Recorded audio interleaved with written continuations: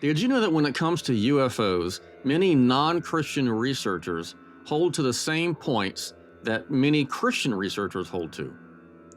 What are aliens and UFOs?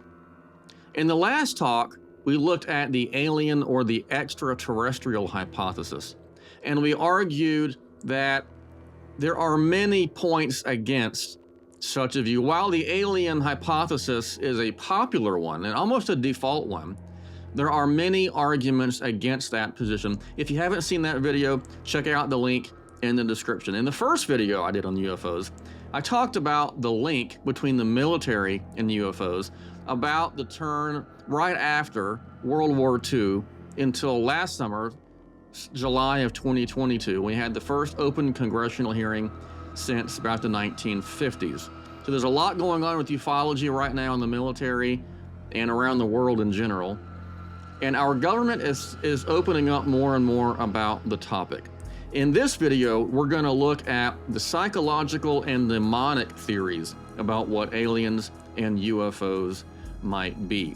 So for the first position, psychological, or sometimes called the psychosocial view, believes that people are merely having subjective or psychological experiences. The psychosocial view combines the subjective individual psychological view with a more collective psychological view. And this view is held by many different people, and it might be different from one person to the next. But in general, a more psychological view is simply the view that one is seeing things that are really just in their mind, or there's some kind of projections from the subjective psyche. Okay. This view was popularized by Carl Jung, Jerome Clark, who was a famous historian of ufology, held to these views. And there are some cases where it might be the case that somebody's simply having a subjective psychological experience. There is no one-size-fits-all answer to the UFO problem. Some people may simply be having a psychological situation going on or some kind of experience. In some cases, there might be some kind of a hoax or a natural explanation. We looked at that in our last video. But what about the psychological view? What about the view that some people are merely having subjective or psychological experiences? Well, number one, while there are psychological aspects to the phenomena, there are also physical aspects, such as these objects, whatever they are, being seen and detected on radar, depressions being left in the ground. If you remember our discussion of the 1980 Rendlesham Forest incident, and there are many cases where there are supposedly indentations of landing gear from whatever these things are left in the ground. There are there's radiation left behind. There's biological effects. People can get sick and have reportedly died. In the Rendlesham Forest incident, one of the airmen involved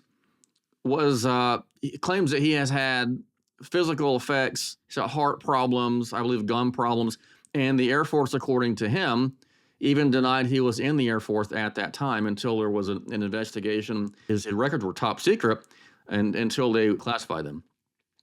So there are physical aspects that really cannot be explained. And even Carl Jung says this in his book in the 50s, says that there are problems with the psychological view, or a merely psychological view, that cannot be explained when you look at the whole data. And there are often multiple eyewitnesses. Now, this is where someone might say, well, there's this social aspect to this, and we're simply projecting what we're seeing, what people are seeing onto reality, and that there is some kind of a mythological religious aspect. So Jung talks about this, Clark talks about this. This view, there's another view that's related to this, and that's the psychic or paraphysical view that was held by J. Allen Hynek. If you remember from my first discussion, he worked with the Air Force in Project Blue Book as a consultant. He was an astronomer from Ohio University. John Keel, who was a paranormal investigator, also holds to this view. And you might put him in these folks in different camps, but I think this is the best view for these guys because they hold that there's both a psychic and a physical aspect to the phenomenon. They hold that there are psychic powers or energy that could be materialized, such as poltergeist effects. Okay, so I'm going to actually read a little section here from a book called The Edge of Reality. And this is J. Allen Hynek talking. This is a short paragraph here. He says, now as part of our hypotheses, when we are examining the panoply of hypotheses, we should take into account the paranormal phenomena that are being written about and apparently being experienced. Should those psychic claims be true, it opens up another can of worms. Then the problem essentially is solved. That explains why UFOs can make right-angle turns. That explains why they can be dematerialized, why sometimes they are picked up on radar and sometimes not, and why they are not detected by our infrared equipment. All that, but that's dangerous territory to tread. So Hynek at least gives a nod to this psychic and paraphysical view. He doesn't seem to like the alien view, and neither does Jacques Vallée. It's very interesting how many high-level academic researchers in ufology do not think the alien or extraterrestrial hypothesis is strong enough, or as Vallée says, strange enough to explain the data. But it's also interesting that Hynek and Keel on this matter, as well as Vallée, and Hynek and Keel don't agree with Vallée. They don't all agree together on this point as to what these things are. But I think Hynek and Keel are a little bit closer in their views. So John Keel, in his book Operation Trojan Horse, says the real problem remained: what had these people seen? The general behavior of the objects clearly indicated that they were paraphysical, not composed of solid matter.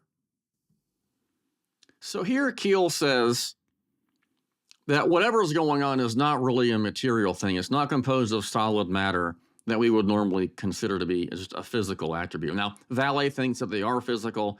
Hynek doesn't seem to think that they're truly physical because they can do these weird things that physical things shouldn't be able to do, such as being able to have to travel at very fast speeds, to be able to perform 90 right angle turns, 180 degree turns. Now we know that they can go through things. They can go through air, space, and water like there's nothing there at all. And so these are problems for the view that these are just nuts and bolts machines that are being flown by some kind of creatures from, say, another planet or something. Some arguments against the psychic or paraphysical view is that they have some good points, and we're going to look and see how these points relate to the Christian view. There's not a single Christian view, but one Christian view that holds that these are demonic in nature.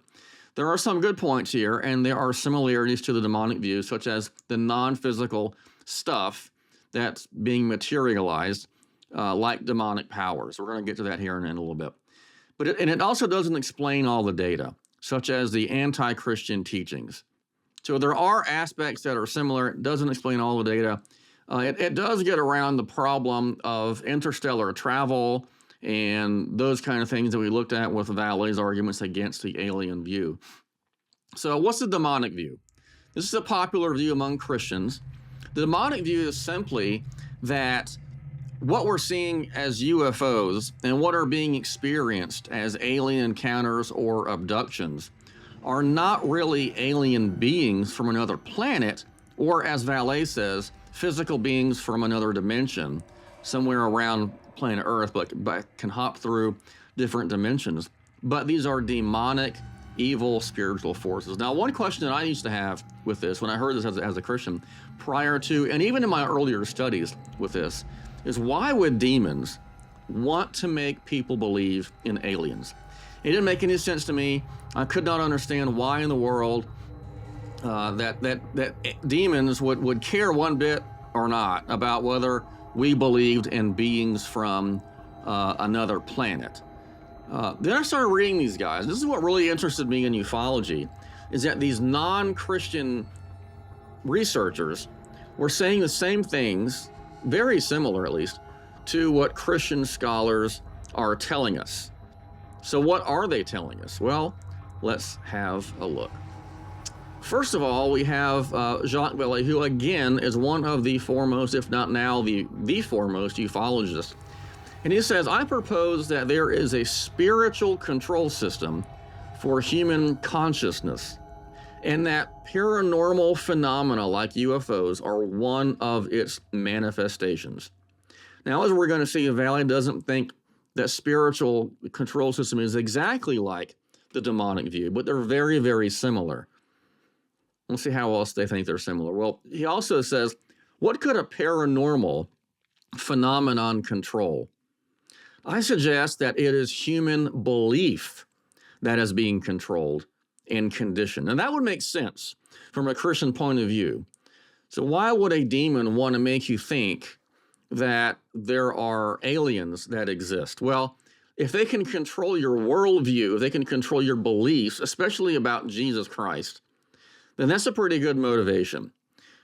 In one of the documentaries called Unidentified, there was a Christian who claimed to have seen a UFO when he was deployed overseas, and he said it was a real faith shaker. Now, it doesn't have to be a faith shaker, but for some people it does shake their faith, because I think, well, if we're not really the only ones here in the universe, then maybe Christianity isn't true, because according to Christianity, humans are the pinnacle of God's creation. And so if we're not the pinnacle or center of God's creation, then maybe there's something not quite right about the Christian faith. So beliefs being controlled are certainly something that demons would want to be able to do. They would be able to control our beliefs and our overall worldview. He further says, Vallée that is, this opening of the mind to a new set of symbols that is reported by many witnesses is precisely what the various occult traditions also try to achieve. So if we look at Christian research into ufology and aliens and all of this, we see that there are a lot of connections between what we see with ufology and aliens and what we see with the occult. There are, as we're going to see, there are many doors opened from the occult that would lead one into the alien view or believing in aliens. We're going to see there's a lot of deception here and a lot of darkness between these views. And many people who experience something that they would describe as an alien encounter are told by these aliens that Christianity is false, that Jesus was not God, he wasn't divine, and some would say he wasn't even a human, he was an alien himself. And so they want to downplay the divinity of Christ. In fact, a lot of these works and a lot of these so-called revelations, encounters, go against the Christian teaching. This is much like Gnosticism from the ancient times. This is, it takes a secret kind of knowledge to be saved or to have salvation. And so these people who are visited by aliens, whether they're abductees or contactees, those who are in contact on a continual, consistent basis, oftentimes think that the aliens or whatever they are going to save us in one way or another from ourselves, whether it be from a nuclear holocaust or whatever they believe situation that we're in as humans that needs to be saving. There's a lot of similarities between these different groups, the alien groups and these various cultic groups, and there are many UFO cults. And so the overall alien message and the overall message of many cult groups and the occult are strikingly similar. In fact, Vallée has an entire book on this. It's called Messengers of Deception, UFO Contacts and Cults.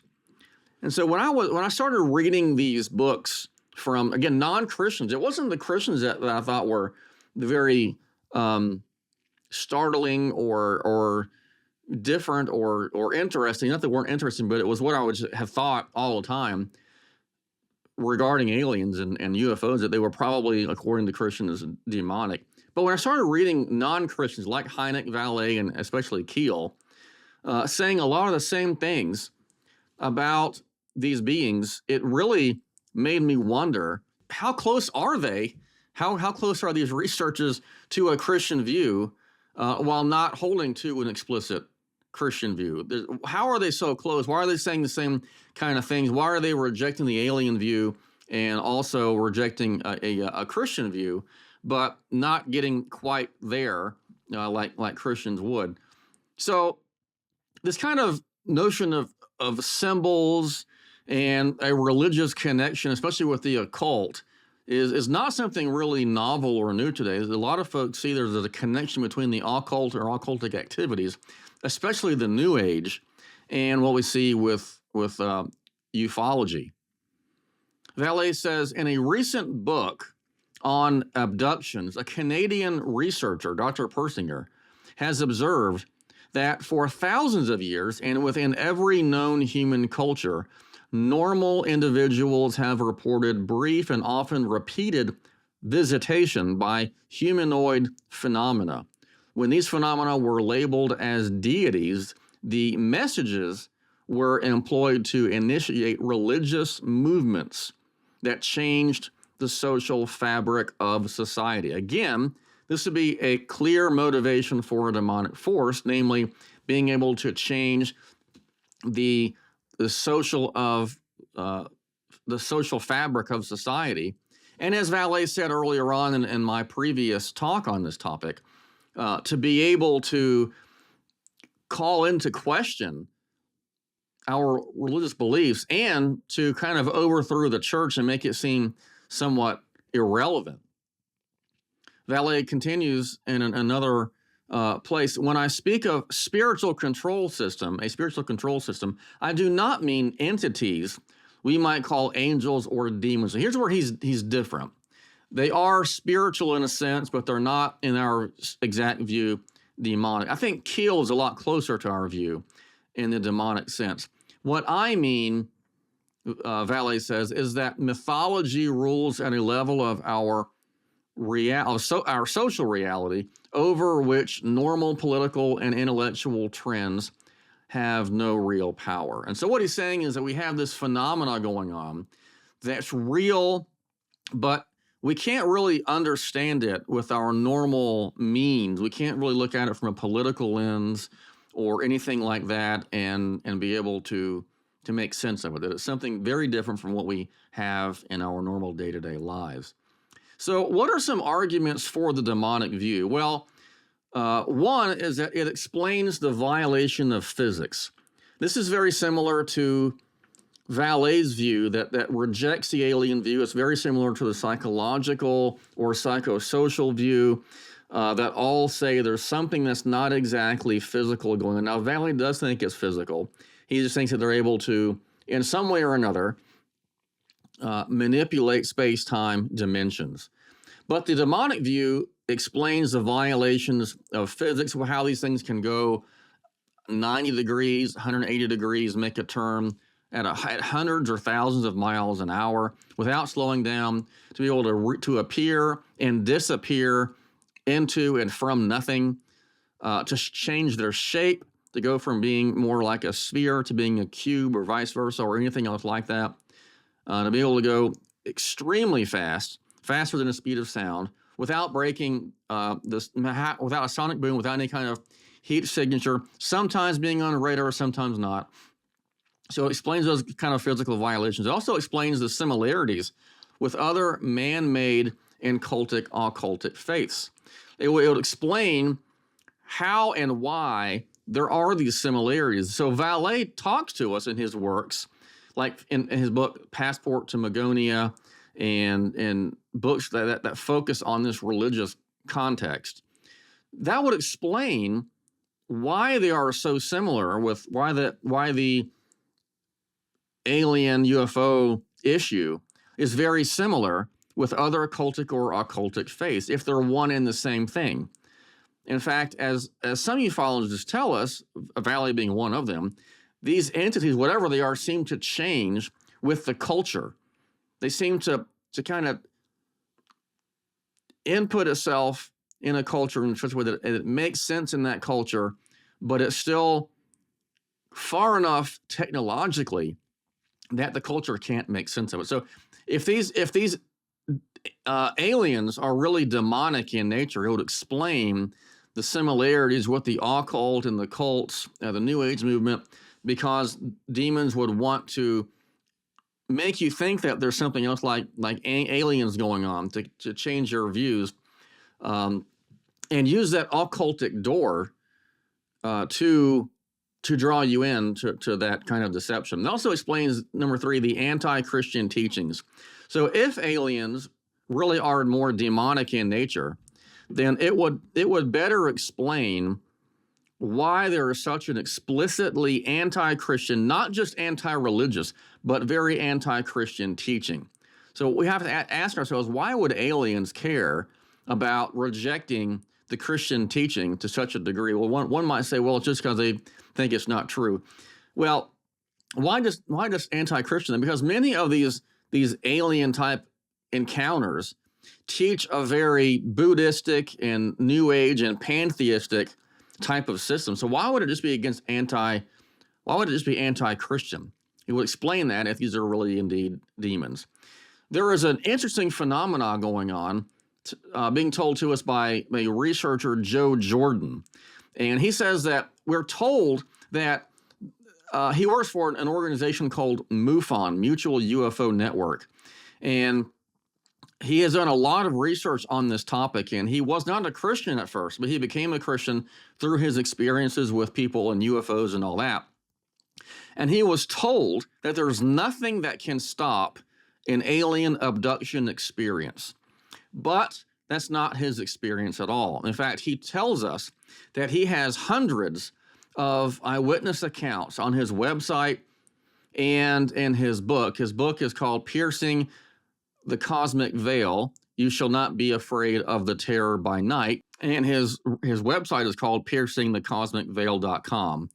And on that website, he gives testimonies of people who claim that there is a way to stop alien abductions. Now, on his website and in his book, he gives dozens, and he claims he has hundreds of, I don't have the exact number he has on his website, but there are many, many testimonies from people who say that they had called on the name of Christ during their abduction experience, and the abduction experience stopped. Because one thing that's very interesting about these abduction experiences and these close encounters that people claim to have, that's very different from the far-off experiences that people see, a daylight disc or nocturnal lights. That's part of this system that Hynek gave us back in the 70s in his book, The UFO Experience. The closer people get with these beings, the more awful and the more tormented these experiences are. That's why Joe's book is called You Should Not Be Afraid of the Terror by Night. These experiences are terrorizing, and they often cause all kinds of psychological and sometimes even physical problems. For example, they cause depression in many people. Well, people who have undergone these kinds of experiences, according to Jordan and others, what's interesting is that Jordan went to his non-Christian people in MUFON and said, well, I've had these experiences of people telling me, these testimonies, people telling me that when they say the name of Jesus Christ and call on him and pray to him, even if it's in their head, that these experiences stop. And the people in MUFON who are not necessarily Christians will say, we've heard that before, but that's religious, so we can't go there. So you please go there. You do the research and put it out there, but we can't go there because it's religious and that would cause all kind of problems. Well, he did go there. He wrote a book and he's got a website, and he's got hundreds of testimonies. I've read many of them, and they're scary. They're downright scary, and but they're also very interesting to show the power of the name of Jesus, because this is not just one person here and there. There are many, many people who are having these experiences, and that would seem to be consistent if these beings really are demonic in nature. So that would explain why the abductions stop when one calls on the name of Jesus. Now, I actually want to read one of these accounts of somebody claiming to have some kind of an abduction experience, and then someone calling on the name of Christ to bring that person out of the experience. And this person is from Joe Jordan's book, Piercing the Cosmic Veil. And he's writing about a person he calls Hippie Bob. So let me just read this to you. Joe says, I had Bob start out with what he had been doing and what had been happening prior to the events of Thursday evening. He told us how for a while now he had been looking into the supernatural, things like meditation and out-of-body experiences. He said he had been having experiences where, in a relaxed state, laying on his couch, he would levitate out of his body and go to a different place, a place that had beings of colored light. He stated it was an extremely pleasant experience. He said it felt like he seemed to be gone for a long period of time, but actually it was only a few minutes. He knew he could only share this with, he knew he could not share this with anyone but probably me. He hoped I would not think I was crazy. This is why he called me on Tuesday night. Then Thursday night, everything changed for the worst. It went from him wanting to induce the experience to them forcing the experience upon him. He said their appearance had changed too. There was communication. He said again that he felt like he had gone for a long period of time, but his girlfriend said it was only a couple of minutes that he was out, limp and lifeless. And she testified that he had not physically gone anywhere. He stayed in the front passenger seat of the car the whole time. Bob relayed to me what they told him that last time after he called me on Thursday evening. They told him they were angry that he was talking to me. He said, they are pissed at you because I knew the truth about them. I asked Bob again if he knew what they were referring to, and he said he did not. Right then, Bob reached for his chest and said, they're back. They're here to take me again, and I'm scared. Immediately, my girlfriend stood up and walked over behind Bob. He was sitting in a small kitchen table chair across from us and put her hands on his shoulders. She started praying out loud for Jesus Christ to come and protect Bob, to stop the work of these entities. Over and over she prayed. Then all of a sudden, Bob relaxed. A small smile started to appear on his face. And he said, how did you do that? I told him she did nothing that he could not do himself. I took the next half hour and shared with Bob what we had come across in our research. He made the connection of why they were pissed at me. So this story, I think, really encapsulates a lot of what I've been trying to say in this segment, which is that people have really unpleasant, scary, they might start off interesting, they might start off very drawing you into the experience. Like Bob said, at first it was good, it was pleasant, these are beings of light, colored light, and then everything changed. But notice also what Bob said. Bob also said that he was dabbling in things like meditation and the spiritual type stuff and seeking out these experiences, which I've mentioned before, and we'll see in a few minutes that those kind of experiences can be brought about by dabbling in such kind of behavior. But these experiences are not things to seek out. They're very scary. They're very unpleasant, terrorizing. And we also see that in cases like this, it's been documented in hundreds of times that calling on the name of Jesus will actually stop the experience. Now, there's different experiences about how this happens. Sometimes it's harder to stop, and sometimes they'll come back later. But Joe says that hundreds and hundreds of times he's seen success with people using the name of Jesus to stop these events. Now, this story also shows the similarity between the demonic view and the psychological view, because notice again, according to this guy's girlfriend, Bob's girlfriend, he didn't go anywhere. He stayed in the car the whole time. He blacked out. He went limp. And a lot of times we hear about these people having these kind of experiences where they're in a trance-like state. They don't really go anywhere, they think they're going somewhere, but they enter this trance-like state, and people are around them. There are other instances too where people have been sitting in the living room or somewhere, and they claim they went off to a ship or something, and people were around and said, "You never left."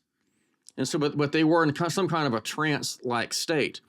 So this is similar to the psychological view, where there's something going on in the mind, but it's not merely psychological. It's going to be spiritual as well, which will be our fifth point here in a minute about how all this makes sense with the demonic view. This also makes sense with the view that Keel has been talking about, and Hynek, this kind of psychic view, not psychological, but psychic, where there's some kind of energies involved, because there are immaterial beings that are causing material effects. So that also would be the case with a lot of these instances where there are people who are not being taken anywhere, but they have these what they think are objective experiences where they're going somewhere where they're really not, and there are sometimes physical effects that can happen in these kinds of experiences. So this would be similar to those kind of poltergeist experiences where there's an immaterial cause to a material effect. One question we have to ask is, can demons actually do this? This is similar to what we see in the Bible of angels that are spiritual beings that can cause physical effects. So for example, with the story of Lot, where he goes and he takes shelter in someone's house, and then these spiritual beings, these angels, show up and they cause physical blindness with people. Or we see the examples in the New Testament of demons possessing people, oppressing people, and causing physical kinds of effects. So there is biblical precedent, and I think theological precedent and philosophical precedent as well, argumentation for this view. But the question is, can a spiritual entity actually cause physical effects? I think should be answered in the affirmative. And number 5, it explains the overall spiritual nature of the events. Of course, you have the immaterial aspect of the events, like these things violate physics. But another aspect of this phenomena is that, as I mentioned in my last video, when people have these very close encounters, the closer they get to these beings, and when they start getting more and more involved, then they start to have other kinds of experiences as well. So for example, oftentimes when someone has these close encounter experiences and they start seeing these beings, these experiences are also accompanied with poltergeist type activity, such as car doors being shut when there's no cars there, babies being heard in the room when there's no babies in the house, footsteps, lights coming on, doors opening and shutting, and everything else. And that's kind of weird and paranormal and kind of poltergeists like that. John Keel writes a lot about this. Hynek says this a lot. Valet even mentions this. And this is a typical experience of someone who has these kind of close encounter events with these beings. And it's not just that they have these encounters with these aliens, whatever they are, but there's also other kinds of weird things going on too. And a lot of weirdness and depression, a lot of psychological turmoil and terror. And so if as Valet has said, these kinds of experiences are not unique and not new. They're not new to the US, they're not new to this time period. They've been happening around the world and for decades and hundreds and even maybe thousands of years. And so let's look at some of the significance of this. One is that if the phenomena are related to demonic activity, it is likely the case that people are opening themselves up to it somehow, or that there has been some door open. So sometimes when people have these, especially the closer encounter experiences, is that they have done something to somewhat open up the door to the occult, or to some kind of through some new age practice or whatever. Now, it's not out of the ordinary for children to explain that they have had some kind of abduction experience or seen one of these beings or whatever. So how would you explain that? Well, researchers tell us that if the person himself has not opened that door, it's possible that it was opened up by somebody else closely around them. And there are people who and Joe Jordan discusses this quite a bit as well. There are people who have these experiences in their family where many people or everyone in the family has it, whether it's together or they all later recount their experience and they all can pretty much agree on the details. And so if it's the case that this demonic view has merit, then that would explain the connection that a lot of people have with Eastern religious teachings, with New Age teachings, with especially the occult type teachings. And then number two, if that is the case, then we need to be, one, aware of such issues, that there is a connection between the occult and New Age and those kind of things with these kind of supposedly alien, but really demonic encounters. And then two, once we're aware, then we too should strive to guard against opening those doors, whatever that would mean for you. And then practically speaking, that would mean not doing things that are occultic in nature, playing with Ouija boards, going into seances, trying to do things that are very occultic or New Agey or anything like that. And then three, to be entrenched in solid doctrine. So if this is really demonic, then we need to, one, be aware, two, be careful, and three, be entrenched with solid doctrine, solid Christian doctrine about teaching, about biblical teaching, and be aware of what the Bible teaches and what solid theology, maybe classical theology, teaches about God and about the various aspects of reality, including these kind of demonic forces and how we should guard ourselves. The New Testament, especially in the epistles, speaks over and over again about the importance of teaching and the importance of knowing doctrine, being able to teach doctrine, and be able to refute false doctrine. Again, one of the reasons why I wanted to do this podcast to begin with. So Keel says this: a large part of the available UFO literature is closely linked with mysticism. He's not a Christian. In fact, Keel eschews Christianity. He thinks Christianity is false. And if you read the first chapter of his book, The Eighth Tower, you could get a whole apologetic conference out of that one chapter. It's got so much wrong with it regarding the existence of Jesus and the Bible and Christianity. There's just a lot wrong with it. But he's not a Christian, and he's saying things that are very, very similar to what Christians teach. So again, he says a large part of the available UFO literature is closely linked with mysticism and the metaphysical. Now, he doesn't mean metaphysical in the sense of we're going to study Aristotle or Plato's metaphysics. Metaphysical here means more like the occult type stuff. It deals, he says, with subjects like mental telepathy, automatic writing, and invisible entities, as well as phenomena like poltergeist manifestations and possession. He continues, many of the UFO reports now being published in the popular press recount alleged incidents that are strikingly similar to demoniac possession and psychic phenomena, which has long been known to theologians and parapsychologists. Dabbling with UFOs, he says, can be as dangerous as dabbling with black magic. Again, this is not a Christian. He says the phenomena preys upon the neurotic, the gullible, and the immature. Paranoid schizophrenia, demonomania, and even suicide can result, and has resulted in a number of cases. Finally, he says a mild curiosity about UFOs can turn into a destructive obsession. For this reason, I strongly recommend that parents forbid their children from becoming involved. School teachers and other adults should not encourage teenagers to take an interest in the subject.